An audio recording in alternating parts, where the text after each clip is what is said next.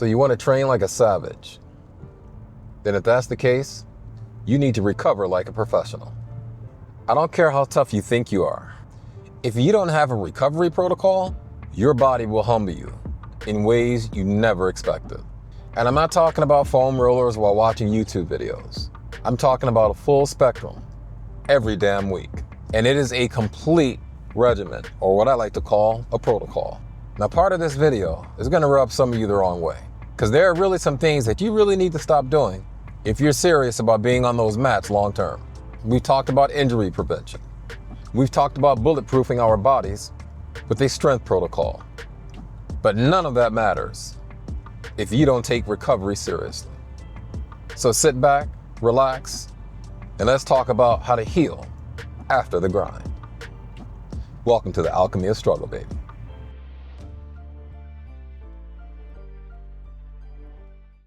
So recovery is something that it's a staple of my overall routine for keeping myself healthy on the mats. You know, back in the day when I was young, man, there was a lot that I could get away with. Crappy sleep, crappy diet, and all the crazy stuff you do as a young man. But as you get older, you start hitting your 40s and your 50s, the margin of error gets smaller and smaller and smaller. And that's why everything has to be dialed in if you're serious. The foundation of my recovery regimen is the sauna. That's where we're gonna start. But there is a correct way to do this and a really bad way. I will start with the wrong way, which is how I started. I would have what I call a complete sauna crash. I would go in for 20 or 30 minutes, and then I would come out, I would be completely dogged. So after a while, doing some research and some trial and error, I realized that I needed to hydrate while sitting in the sauna. I use the sauna after every single training session. I go sit in the sauna for 30 minutes. But to keep myself from being completely crashed out afterwards, I do 3 things actually. I have a 22-ounce bottle of water with electrolyte powder in it, and I sip on that while I'm sitting in the sauna. By the time I come out of the sauna, that bottle is either completely empty or almost empty. When I get back to my locker, I have another bottle in there, and I drink that down completely. The third thing that I do, I eat 1 or 2 dates. There's more potassium in a single date than there is in a banana, and you get a nice glucose hit from the date. That combination keeps me from completely crashing out after a sauna session. I almost want to say it's the foundation, but really the foundation is probably proper sleep. I sleep about 6 hours a day, not because I set my alarm clock to go off 6 hours later, but because my eyes just pop open at 4:30 in the morning. The true hack is cat naps. I always make sure I get in a 20 to 30 minute nap.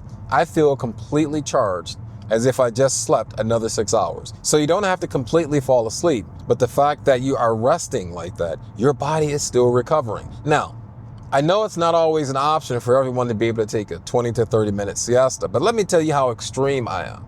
This is gonna sound crazy.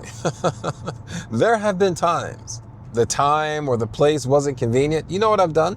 I have sat on a toilet and took a nap.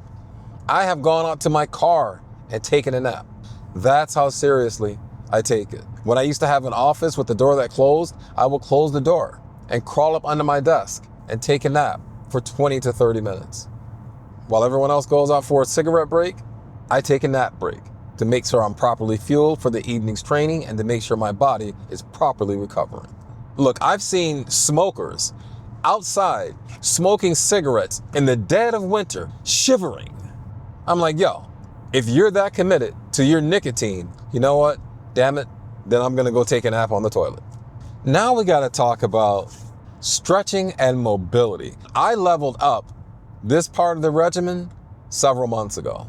I suffered a really bad back strain. It was so bad, I had to take a couple of days off of work and stay in bed. Once I recovered, I was like, I gotta do more than what I've been doing.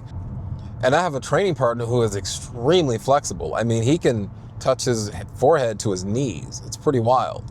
And I asked him if he'd always been that flexible. He goes, no, just a couple of years ago, I couldn't do this. And so he started doing regular stretches every day.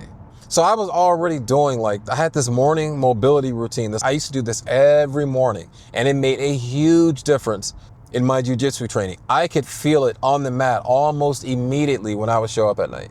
But after getting this terrible back strain, I realized that I needed to do more. So now this is what I do.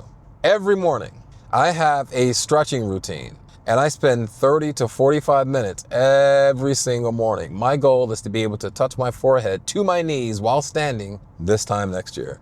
So you guys stick around and see if I can meet that goal. But on my recovery day, which is Sunday, I do one more thing. 20-minute mobility routine every Sunday. This is what's going to prevent you from pulling muscles and all this other kind of stuff. And it's going to help you recover from all of the pounding that you do on your body. We got to talk about tracking. I have over 13 years worth of fitness tracking data for myself.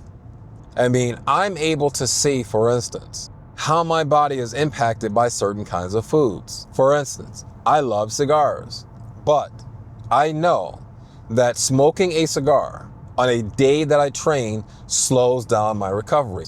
I see it in the data that I track on my watch. At the end of the day, you need data, or else everything that you're doing is a stab in the dark. You're just guessing. And when it comes to staying healthy and being on these mats for as long as possible in your 40s and your 50s, you don't have the luxury of guessing. The only way to get it dialed in is to have accurate, solid data.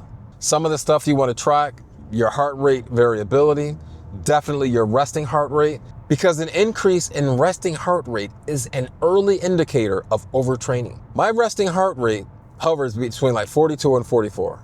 If I notice that my resting heart rate suddenly is rising to 50 or above, I'm either getting sick or I'm overtraining. The mistake that a lot of us amateurs make is that we think recovery is about how we feel. Recovery is about what the system is actually telling you. And you won't know what it's actually telling you if you're not properly tracking it. We gotta talk about one more thing, and a lot of you are not going to like it.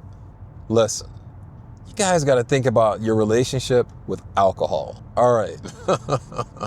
I can hear you screaming at the screen right now. Oh man, there's nothing wrong with a drink once in a while, blah, blah, blah. Okay, listen, I don't drink, all right? I haven't for a long time.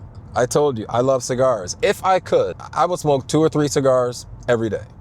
But I know that smoking a cigar on a day that I train slows down my recovery. How do I know? Because it's in the data. So I only have cigars on days that I don't train. But a day that I'm training, like Monday through Friday, and usually Saturday, I don't go near cigars as much as I would like to. And there's so much research now out there on the impact of alcohol on the body. It slows down your recovery. I'm not telling you not to drink. What I'm saying is maybe you need to consider scaling back. Maybe you don't drink on the days that you train. Maybe you don't have that drink right before you go to bed. Because guess what? Drinking before bed, it turns out, it really crashes out your sleep. But man, look, I'm sorry. That's what alcohol is doing to you. That's it. That's all I'll say about it. You can accept it, or you can continue screaming at the screen and saying bad things about my mom. I'm just here to give you the information. What you do with it is up to you. So that's it. This is part 2 of the longevity protocol, the recovery protocol. This is probably the most important part, because without a proper recovery regimen, it's just a matter of time before you are out on your ass with the broken something, pulled something, strained something, dialing your recovery. Oh, and by the way, I'm creating something in the community post that is inspired by your comments. It's going to be a weekly post called Dojo Off the Mats. Every Thursday, there's going to be a post on a specific topic. And there's one particular recurring theme that keeps showing up in the comments. If you can guess it, if you think you know what it is, mention it in the comments of this video. If you get it right, I'll give you a shout out on the next video, which comes out next Tuesday. And what I want you guys to do is to go out there and contribute there the way you've been contributing in the comment section. You guys are an amazing community. I call you a community because that's what you are. This channel is not about me. It's about all of you guys and the amazing contributions you make in the comment section. Your voice matters, your words have power, and the people out there need to hear them. Like, share, subscribe, and keep up the good fight. Peace.